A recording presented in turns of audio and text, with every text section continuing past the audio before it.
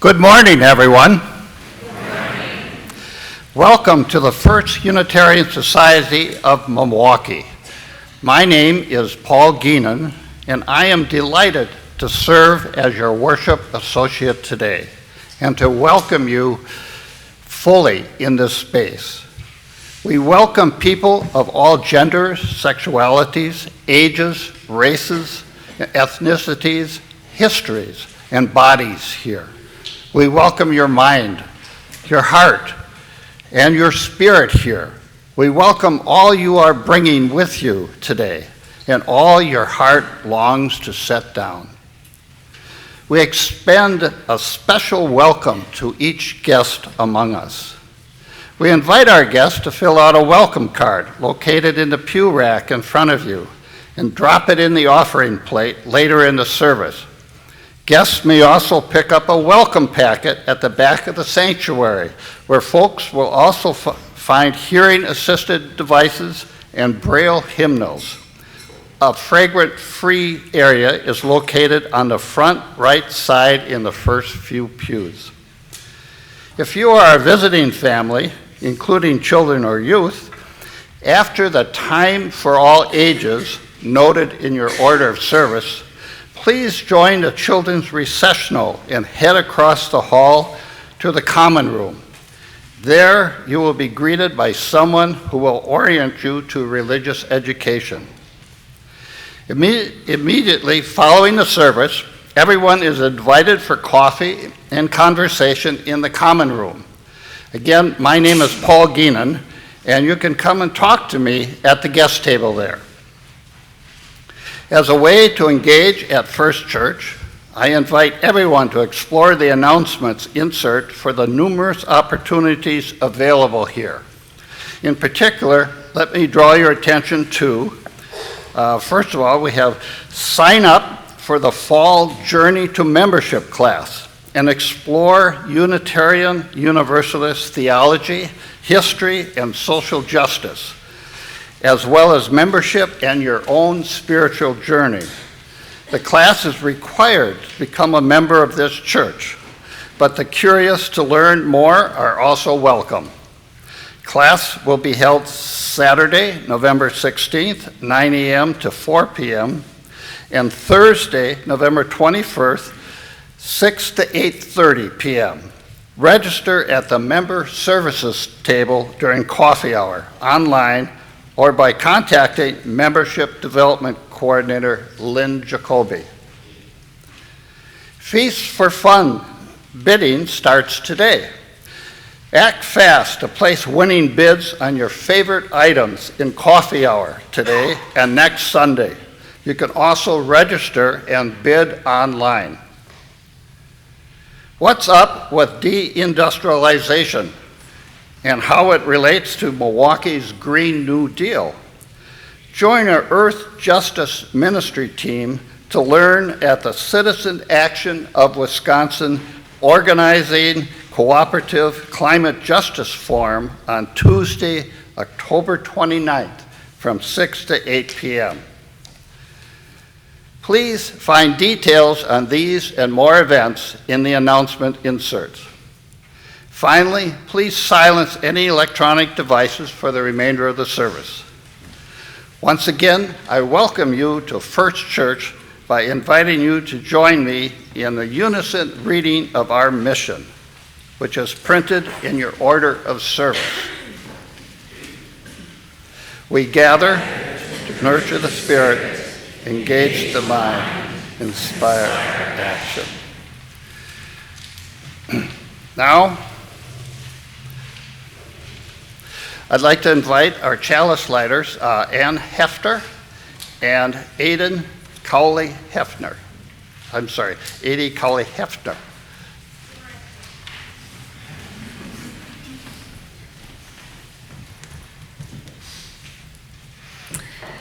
Our opening words this morning are adapted from R.T. Weston. Out of the mystery of life we have come, and into it we return. In the mystery, our whole life is lived, and no one may see beyond the veil of physical existence. Yet in the knowledge we do taste, there is a suggestion of a mystery still more sublime and wonderful than life. To look out into the stars and the deep of night is to feel the vastness of space beyond our ken, to feel infinitely humbled, yet how much greater than the stars and more wonderful than space and night is the miracle of life. Here, in this tiny corner of the universe, we know a mystery more profound, a glory more sublime than all we know or guess about the stars. For here, within the mystery of flesh, is worked the miracle of mind and love. This is the greatest wonder of them all, besides which our little knowledge is a paltry thing, dry dust beneath a truth so great we dare not even guess at it.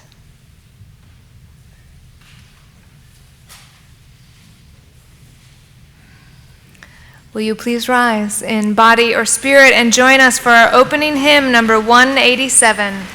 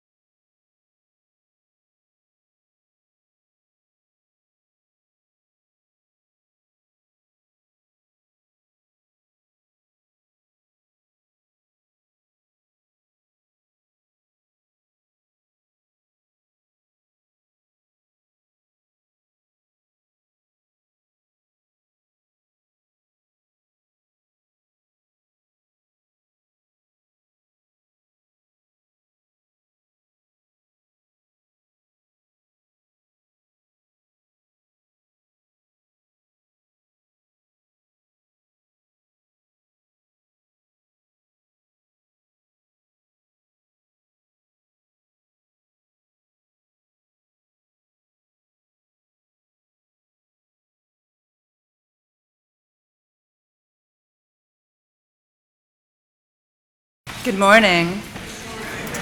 The story I have for you today is called The Biggest House in the World by Leo Lionni. Some snails lived on a juicy cabbage, and they moved gently around, carrying their houses from leaf to leaf in search of a tender spot to nibble on.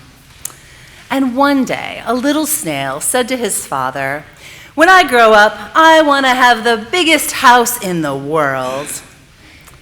"That is silly," said his father, who was also the wisest snail on the cabbage.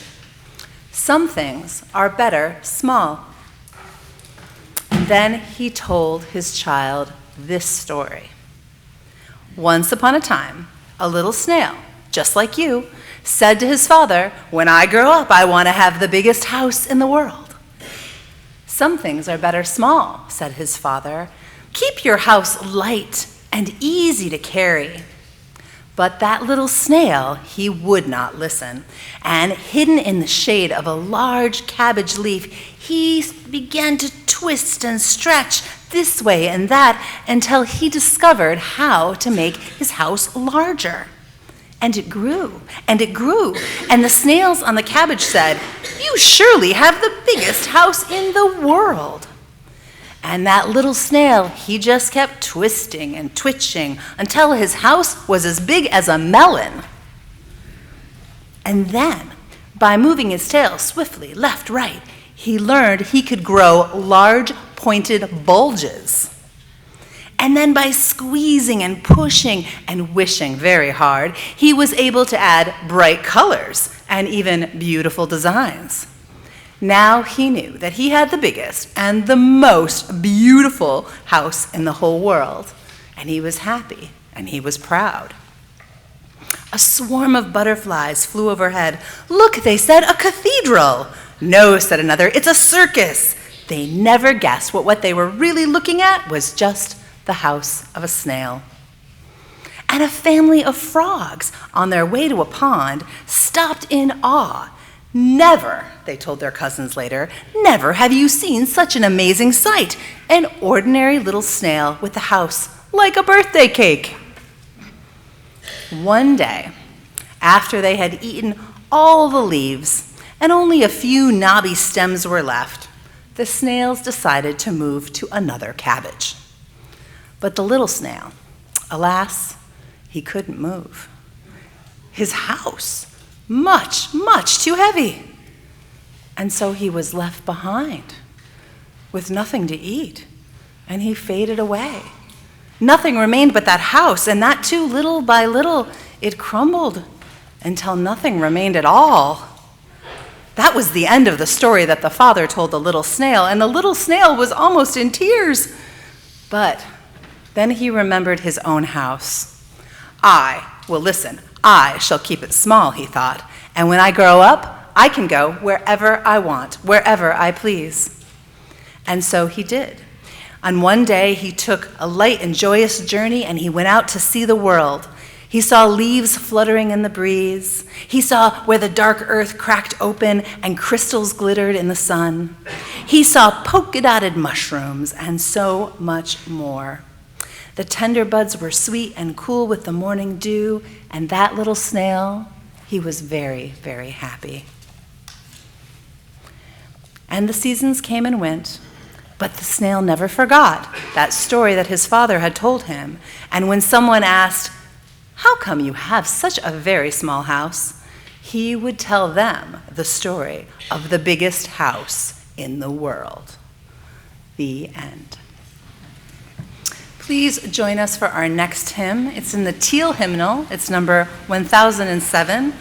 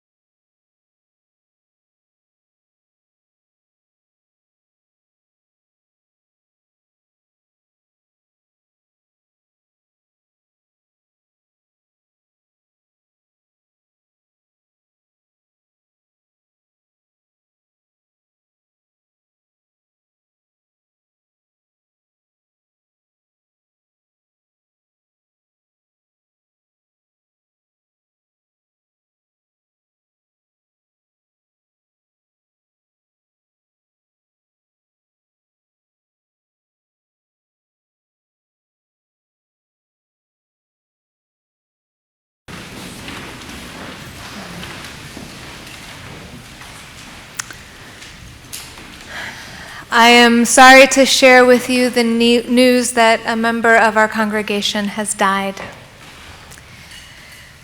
Joseph Stephen Lowry, known to us as Steve, died peacefully with his family gathered around at 1:30 in the morning yesterday, Saturday, October the 26th of 2019.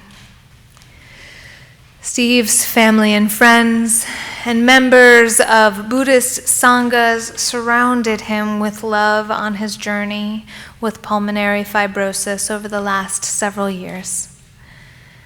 Steve was 79 years old, and he was a member of this congregation for 24 years.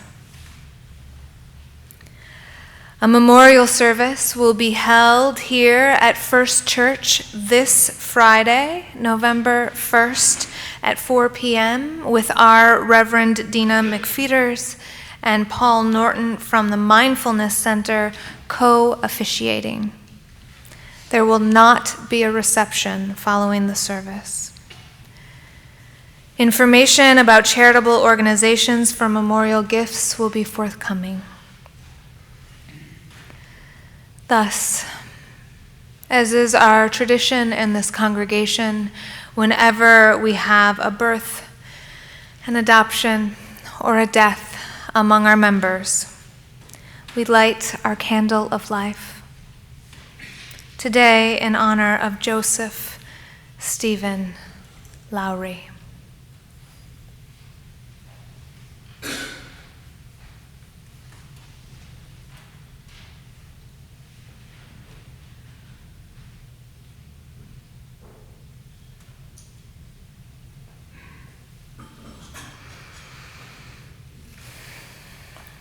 I'd like to invite you to join me now in a time of contemplation, which will be followed by silence, followed by the seated singing of Spirit of Life.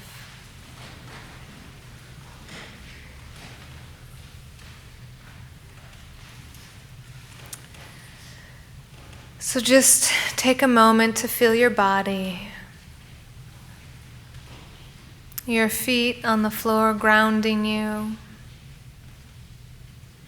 on top of your head connecting you to all that is.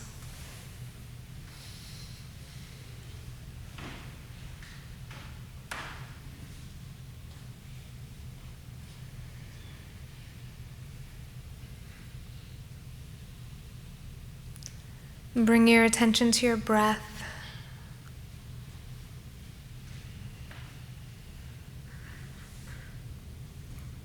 And as it moves in and out, let it bring you into being here and now.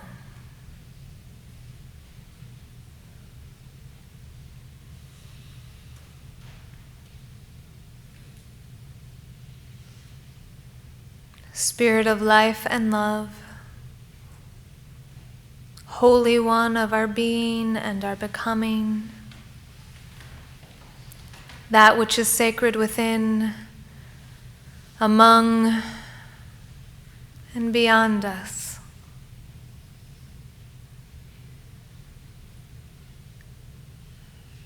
Come sit with us today in the mystery of life and death.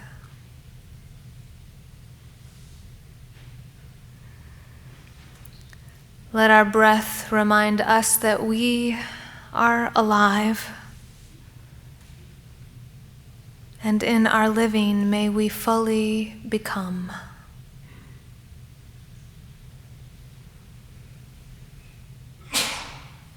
May we find deep belonging within our own soul and drop into connection with all that is.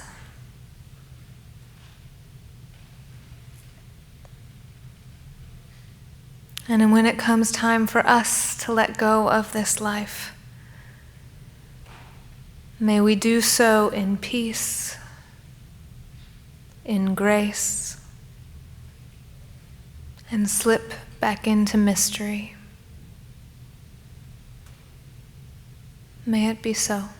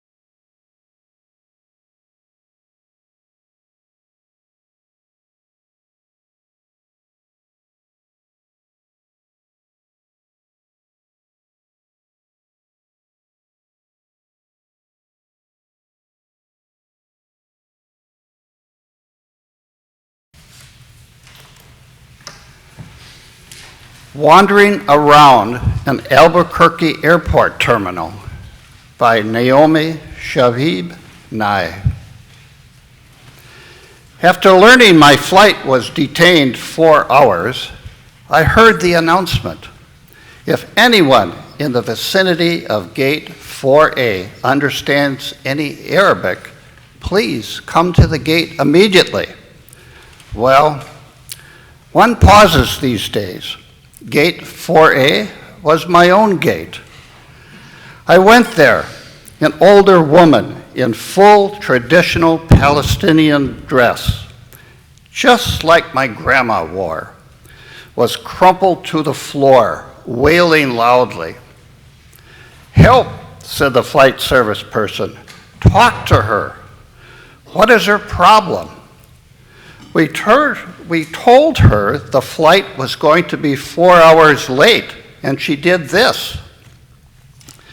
I put my arm around her and spoke to her haltingly.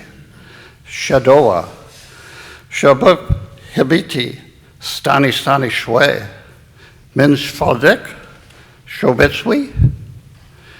The minute she heard any word she knew, however poorly used, she stopped crying. She thought our flight had been canceled entirely. She needed to be in El Paso for some major medical treatment the following day. I said, no, we're fine. You'll get there, just late. "Who's picking you up? Let's call him and tell him." We called her son, and I spoke with him in English. I told him I would stay with his mother till we got on the plane and would ride next to her, Southwest. She talked to him. Then we called her other sons, just for the fun of it. Then we called my dad, and he and she spoke for a while in Arabic and found out, of course, they had 10 shared friends. Then I thought, just for the heck of it, why not call some Palestinian poets I know and let them chat with her? This all took about 2 hours. She was laughing a lot by then, telling about her life, answering questions. She had pulled a sack of homemade mamul cookies, little powdered, sugary, crumbly mounds stuffed with dates and nuts, out of her bag, and was offering them to all the women at the gate. To my amazement, not a single woman declined one. It was like a sacrament. The traveler from Argentina, the traveler from California, the lovely woman from Laredo. We were all covered with the same powdered sugar. And smiling, there are no better cookies. And then the airline broke out the free beverages from huge coolers, non-alcoholic. And the 2 little girls for our flight, one African American and one Mexican American, ran around serving us all apple juice and lemonade, and they were covered with powdered sugar too. And I noticed my new best friend, by now, we were holding hands, had a potted plant poking out of her bag, some medicinal thing with green furry leaves. Such an old country traveling tradition. Always carry a plant. Always stay rooted to somewhere. And I looked around that gate of late and weary ones and thought, this is a world I want to live in, the shared world. Not a single person in this gate, once the crying of confusion stopped, had seemed apprehensive about any other person. They took the cookies. I wanted to hug all those other women too. This can still happen anywhere. Not everything is lost.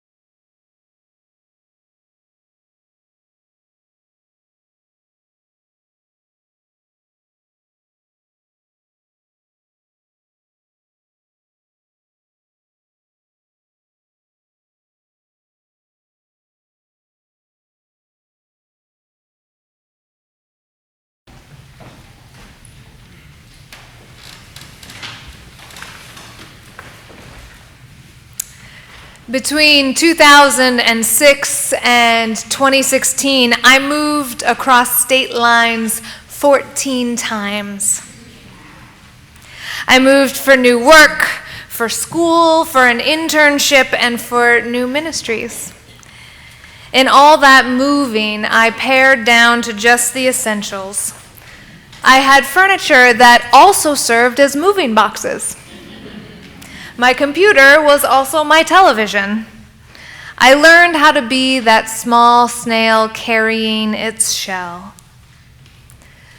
And I was not uncommon as a mover among young adults or even as just Americans. The average American moves 12 times in their lifetime.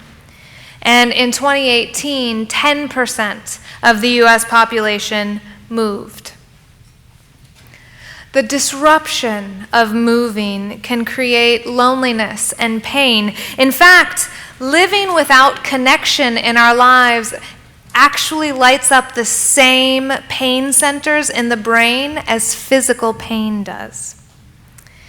In his book, Social: Why Our Brains Are Wired to Connect, Matthew Lieberman writes, "To the extent that we can characterize evolution as designing our modern brains, this is what our brains were wired for: reaching out and connecting with others.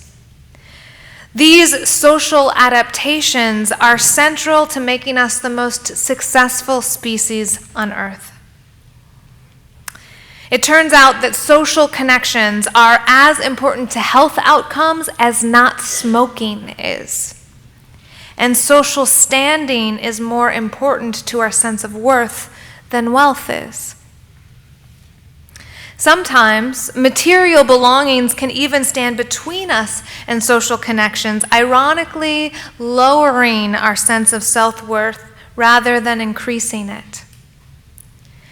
In her book, The Lonely City, Olivia Lang writes about artist Andy Warhol's obsession with material objects and how he used those objects to separate himself from other people. Like many lonely people, she writes, he was an inveterate hoarder, making and surrounding himself with objects, barriers against the demands of human intimacy. Terrified of contact, he rarely left the house without an armory of cameras and tape recorders, using them to broker and to buffer interactions with other people. Like the snail, whose shell separated him from his tribe when they moved, belongings can sometimes prevent a sense of belonging by separating us from other people. According to a 2018 study from the University of California at San Diego, 3/4 of Americans show serious signs of loneliness. More than 50% of us are moderately lonely, and 20% of us are highly lonely. This loneliness might be the result of moving or of a lack of social connections, but it's just as possible to feel lonely while surrounded by people. Loneliness is not necessarily directly related to the number of people that you're connected to. Rather, it's to the quality of those connections. A person can feel lonely if they don't feel fully connected in the relationships that they have, or if they don't feel that they're able to be their true self in those relationships. Loneliness is simply a difference between the social connections and experiences that a person has and the experiences and connections that they long to have. So you can be lonely in a new city, sitting by yourself, surrounded with moving boxes, or you could be lonely in a crowded room full of people that you know. My go-to response for the inevitable loneliness that accompanied a new move was to find myself connected to the world in some way, even if it wasn't being connected to specific people. So I would go out into nature, or I would go walking in the city, and I would feel a part of something that was larger than me, the trees or the landscape. Feel myself a living being moving in and among other living beings. I would feel my breath mix with the air around me, or smell the earth, or touch the water that would become me, and I would get lost in the larger cosmos to which I belonged. In the lonely city, Lang did something similar when she moved to New York City after having had a devastating heartbreak in London. Lang writes, "In certain circumstances, being outside or not fitting in can be a source of satisfaction, even pleasure. There are kinds of solitude that provide a respite from loneliness, a holiday, if not a cure. Sometimes as I walked, roaming under the stanchions of the Williamsburg Bridge, or following the East River all the way to the silvery hulk of the UN, I could forget my sorry self, becoming instead as porous and as borderless as the mist, pleasurably adrift on the currents of the city." There is a beauty in that kind of solitude, because in it you can reconnect to the larger world, erasing the small self and unifying it with the cosmos. Facing the fear of loneliness can bring its own power. In her book, Braving the Wilderness, The Quest for True Belonging and the Courage to Stand Alone, Brene Brown writes, "Belonging so fully to yourself that you are willing to stand alone is a wilderness. It's untamed and unpredictable place of solitude and searching.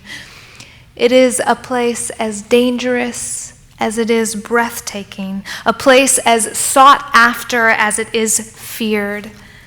The wilderness can feel unholy because we cannot control it, or what people think about a choice of whether or not to venture into that vastness. But it turns out to be the place of true belonging, and the bravest, most sacred place you will ever stand."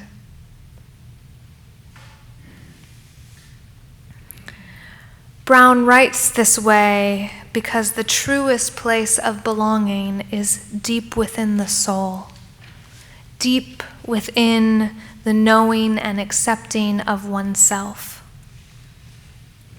When I truly belong to myself, I'm able to weather changes in my social landscape, losses, and the pain of the inevitable loneliness of being human.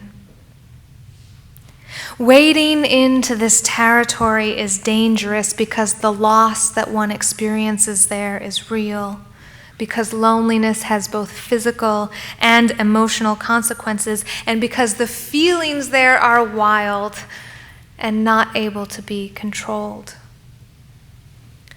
The experience is breathtaking because it's powerful. When you know that you belong to yourself first and foremost, you lose your fear. You lose your fear of what other people think of you, and thus their control over you. Then you can find your belonging wherever you go in the world, because your home is within. You carry it in your soul. True belonging then becomes available for the first time because you can stop trying to change yourself to fit in and be your true self, finding belonging among the people who accept you just as you are.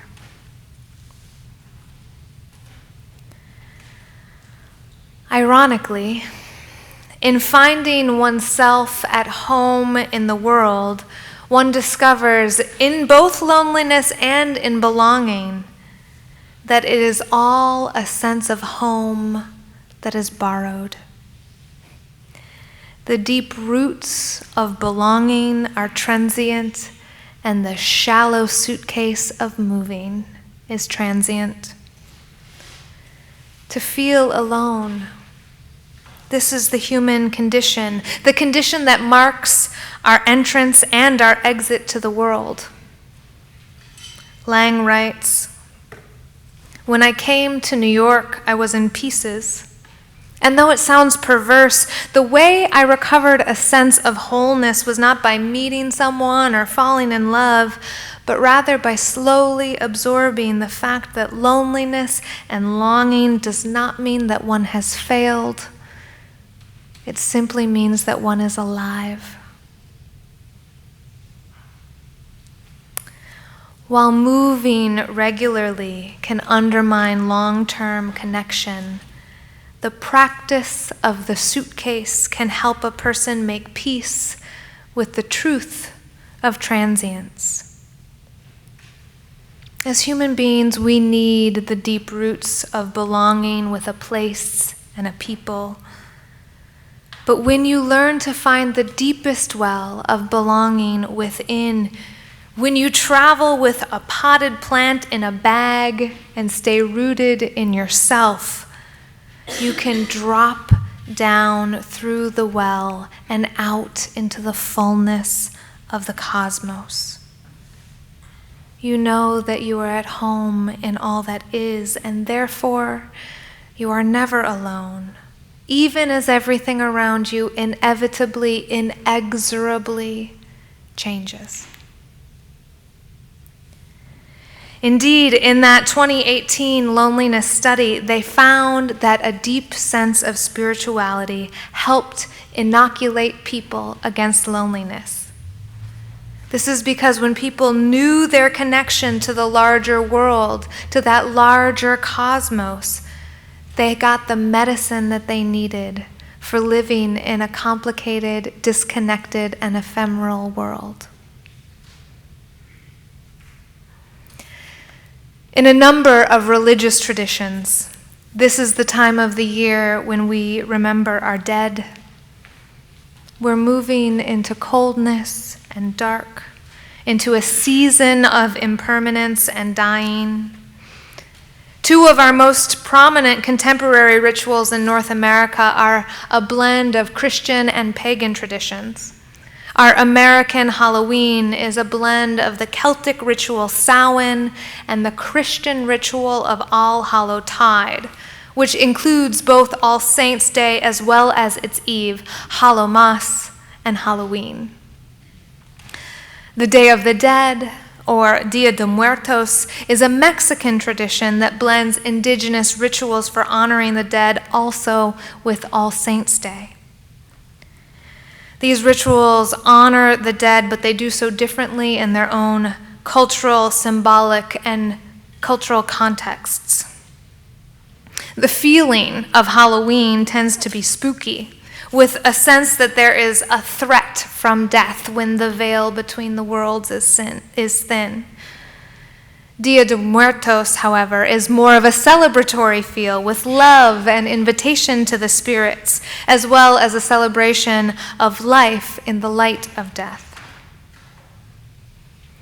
We have rituals like these, both to remember the people that we have lost and to help us understand our own mortality. In the Time for All Ages story today, that snail, invested in his big and beautiful house, wasn't able to travel with it. His belongings kept him from belonging with his community and moving with them when they did. He was left behind and he slowly faded away. It's fitting to have a children's story about impermanence on this day, This day that is the closest to our ritual for honoring and remembering the dead, and this day when we mark the loss of one of our own, a Buddhist teacher, our own Bodhisattva, Steve Lowry.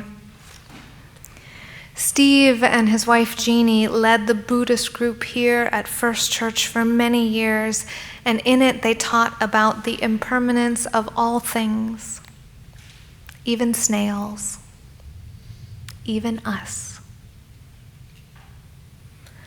Our bodies too will fade away, and so will all our material belongings. In this season of impermanence, as we watch the leaves prepare for their death with shuddering beauty, we might remember and wonder about our own. In this life, we can travel with a potted plant with us in our shallow suitcase, or we can stay like a tree with deep roots by the river. But whatever our choice is, a death shroud has no pockets. The final journey must be taken alone and empty-handed. There's nothing we can take with us, not a big, beautiful house, not even a small rock from this earth.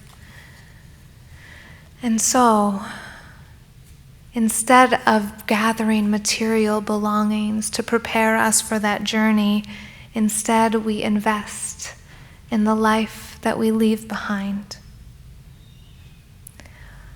We invest our love with the people around us, invest beauty in the music and art we create, invest in new life with trees that we plant and the water we protect for future generations.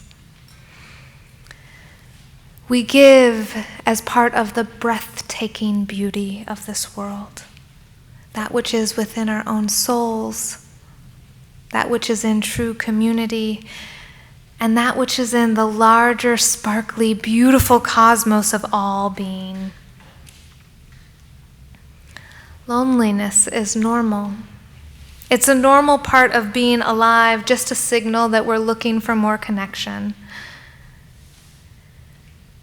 I hope that you will know that you can find that connection in many places, within yourself, in the bonds of community, but also in the larger world of belonging with the cosmos. John O'Donohue writes, "Sometimes the urgency of our hunger blinds us to the fact that we are already at the feast. To accept this can change everything. We are always home, never exiled." May you discover home in your own heart and in the connection with the cosmos. May you know that even when you are alone, you are deeply rooted in this world, in the oneness of all being from which you have emerged and to which you will return. And may the love that you share from that deep place of knowing live long after you are gone. May it be so.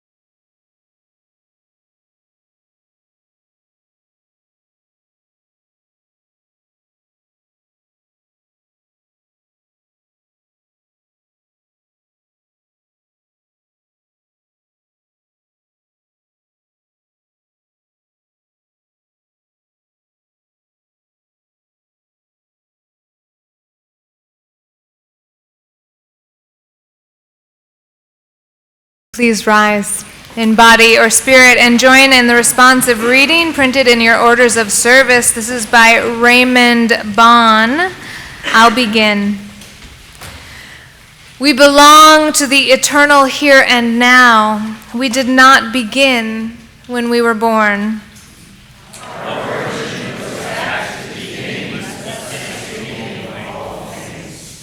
Our biography is the story of earth and sun and humankind. Something eternal is revealed in everything, our brains, our bodies.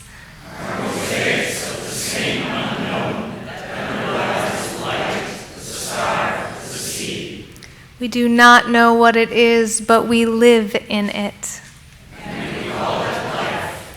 We belong to the oneness.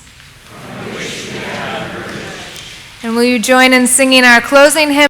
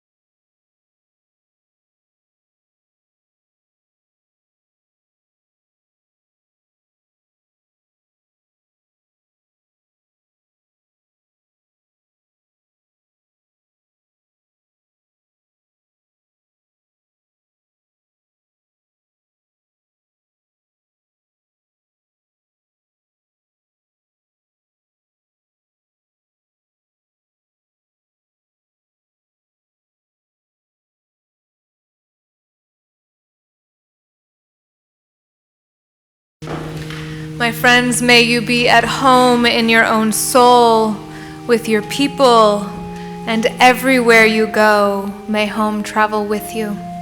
May it be so.